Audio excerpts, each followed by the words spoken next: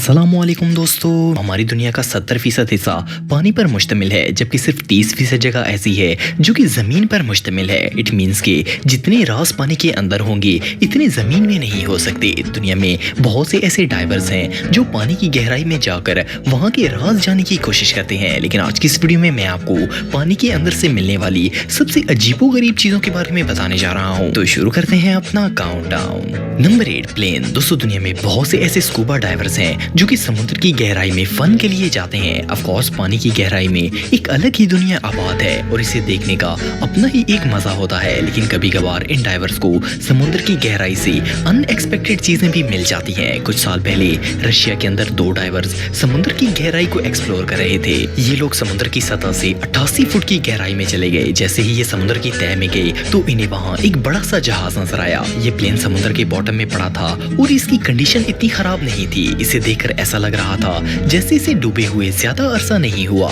Even ये लोग इस प्लेन के अंदर भी गए और जब देखा तो ये सोवियत यूनियन का जहाज था। ये सोवियत AN-2 प्लेन था जो कि किसी खराबी की वजह से समुद्र में क्रैश हो गया था। क्रैश होने के बाद तलाश के बावजूद ये प्लेन नहीं मिला था, लेकिन इत्तेफाक से ये इन डाइवर्स को मिल गया। अनफॉर्चुनेटली इस प्लेन का पायलट भी प्लेन के साथ ही डूब गया था और इसकी हड्डियां अभी भी जहाज के केबिन में ही मौजूद थी। हैरानगी की बात यह है कि क्रैश होने के बावजूद प्लेन ज्यादा डैमेज नहीं हुआ था, लेकिन इसके बावजूद पायलट की डेथ हो गई थी। ये डिस्कवरी रियली टेरिफाइंग थी।